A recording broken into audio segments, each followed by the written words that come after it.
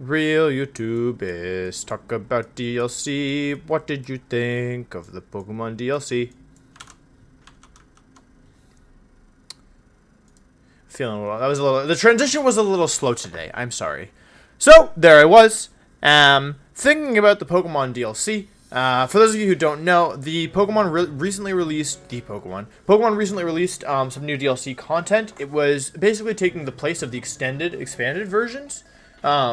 And instead of these kind of typical expanded versions, for example, the way that Pokemon is, typically operating is they release kind of their base games, such as, Red and Blue, and then the third version is Yellow. Ruby, Sapphire have Emerald, Diamond and Pearl have Platinum, etc. It's not always the third version. Sometimes it's something like Black 2, White 2, Ultra Sun, Ultra Moon.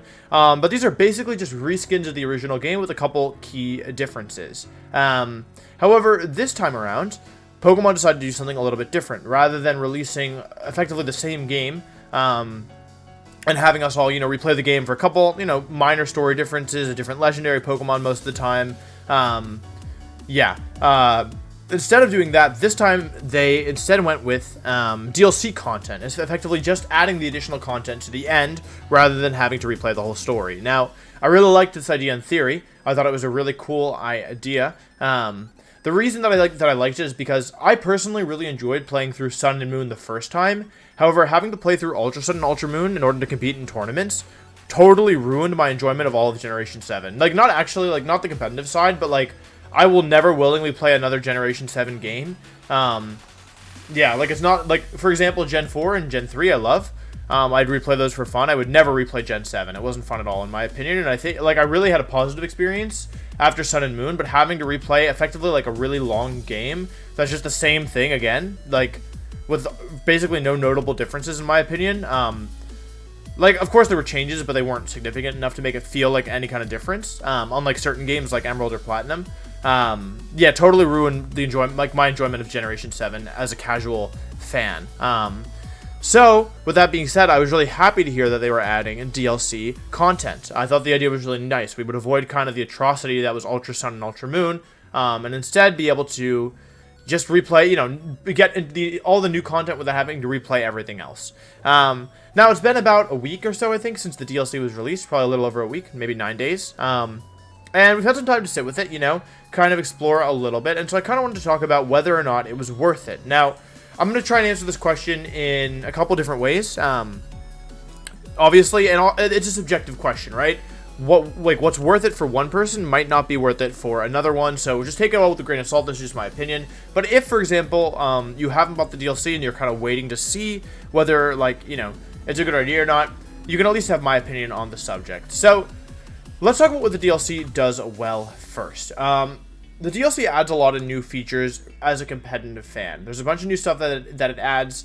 I talked about this before. For example, some stuff is just cosmetic, but it's nice. For example, Team Preview gets an update, and stuff like that. Or certain features are easier. That's a big one.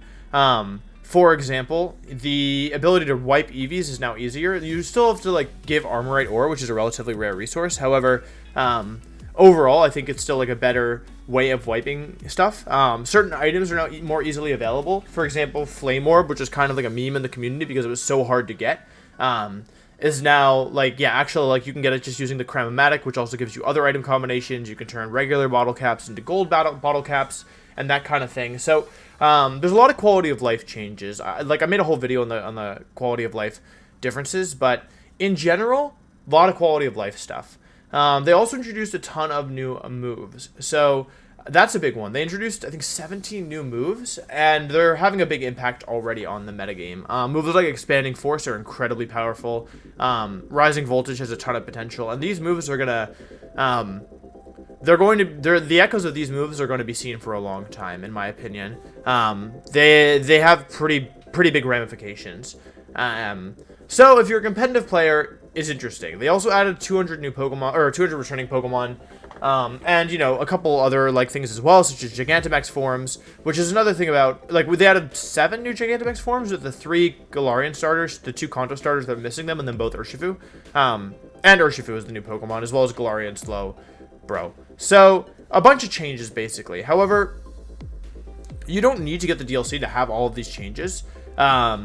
As a competitive player, I think that it's probably worth it. To answer the question briefly, if you're a competitive player, I think that you more or less, unless you intend to have somebody do it, like somebody else do it for you, or like trade you everything you need, I would say it's probably going to be worth it for you, in my opinion. The thing is, like, the ability to get the new Pokemon, you can have them trading over to you and then breed them. Like, not having the DLC does not lock you out of getting the Pokemon. But for example, I don't see how you can get the move tutor. Like, the 17 new moves are all tutor moves, so I don't see you can get those without having the DLC. There's also other nice things, like the vitamins are really cheap as well. You can make vitamins cheaper at the cost of watts, which is really nice for EV training. And yeah, like I mentioned, like having access to the new Pokemon and the move tutors and like, yeah, the EV Wiper and the Crematic, like all these things which are useful for competitive play, I would say are worth it. So as a competitive player, like I think it was worth the effective $15 because it's $30 for both expansions. That's kind of the easy stuff. The harder question is, what if you're not a competitive player, or you're somewhere in between like casual and competitive, right? Because it's a spectrum. Like I'm on the probably the most competitive end of the spectrum, but there's plenty of people who just, you know, follow competitive Pokemon but might not play it, or you know, just play like certain formats, or you know, just like follow certain formats. So there's a whole spectrum here. What about for everybody else? What if you don't intend to, you know, use these competitive features, or what if you, let's say you have somebody else who can trade you everything you need, right? So you're not concerned about actually like getting the Pokemon or using these features. I would say the story, in my opinion, fell pretty flat. That's my opinion. I think the story was really flat, and I was disappointed with the total quantity of content. Now, there were some really cool things, right? Like a bunch of new areas. As I'm talking now as a casual fan. There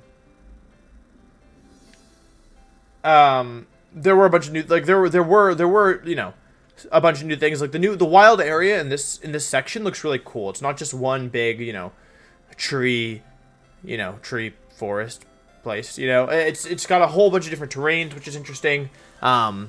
And it like looks really nice. Like there's like seas and caves and all this cool stuff. So visually, it's not like they didn't put effort into it. Like that's not my opinion.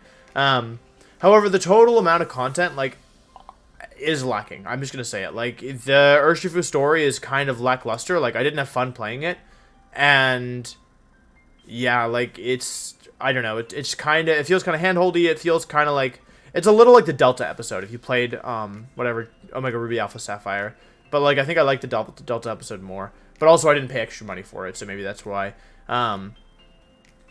Yeah. So in short, as a casual fan, like as somebody who has played Pokemon casually for, you know, a long time, I don't think casual and competitive are mutually exclusive. I think you could do both. So the casual part of me was not super impressed. I think it really kind of fell flat. As a competitive player, it's clear that they're paying a lot of attention, or at least it makes it like it feels like they're paying a lot of attention, or at least some attention, more attention than we've gotten before, right? And a lot of the quality of life changes are great. And to be fair, I think I'd prefer to have a bunch of competitive upgrades and a casual kind of like the casual side fall flat, as opposed to the reverse, where the casual game is amazing, but there's no competitive updates, right? That's my perspective. However, I couldn't help but be a little bit disappointed, and I don't know, maybe my expectations were too high, but they revealed effectively everything in terms of like the main story mode in the trailers, and that always feels bad because it's like, I don't know, like sure there were some new things, right? Like I didn't know every Pokemon that were in the game, I didn't know the stats of Urshifu and all that, but yeah, it also makes me a little bit apprehensive for the Crown Tundra DLC, where, you know, it's very likely that we've already seen the majority of what's going to be revealed. I mean, basically, as far as I'm aware, the only things that weren't revealed, I mean, there was some stuff like the Crematic and the way that worked, and, you know, the EV Resetter, and, like, a couple of these smaller things, but in story details, like, I don't know. I thought it was, like, pretty much all revealed. Like, I wasn't really surprised at any point. Like, I mean, the specific details of the story, you could argue, were, like, not revealed, but the story wasn't engaging enough at all to, like, really merit anything being held back that was, you know, novel. You know, novel enough to be held back, in my opinion. The stuff that was held back was just, like, it didn't matter anyway. I don't know. That's my opinion, you know? Maybe I'm not the target demographic for Pokemon. Maybe you could argue that. And maybe I'm alone in this. Maybe you all, you know, maybe everyone who played it really loved the DLC storyline and felt like it was super compelling and interesting. But I think especially as I start to play other games, it makes me realize some of the flaws in Pokemon. And I love Pokemon, don't get me wrong, especially as a competitive game, but yeah. If you're just a casual fan, call me a shill, but I wouldn't recommend you buy it. That's my opinion. I mean, depending on your financial situation or depending on like what you want out of it, like maybe getting access to the Pokemon is enough, but like if I didn't play competitively, I think I'd feel really let down personally. And maybe that's just me, right? And I do play competitively, so I don't feel let down because there's a ton of cool stuff, right? The DLC stuff, or the tutor moves especially. And the addition of new Pokemon, right? It makes me excited to play the competitive metagame. However, there's more to it than just that. There's two sides. And for a long time, it felt like the competitive scene got no acknowledgement, and now we're getting some of that, which is sick. So maybe it's weird to be complaining about casual stuff. I'm not complaining. I'm just giving you my opinion. Like, it's fine. Like I said, I'd rather have competitive buff and casual nerf. But, yeah, I mean, they're not mutually exclusive. So, anyway, that's my opinion. Maybe it has to do with my expectations. Bump the mic. Maybe it has to do with my expectations. Maybe I had bad expectations going into this. Like, my expectations were too high. However, yeah, that's my opinion. So if you're on the fence about the DLC or you wanted to hear someone's opinion about it, now you've heard mine. So anyway, thanks for watching. Let me know what you think about the DLC in the comments down below. And yeah, I think that's it. I'll see you next time. Peace.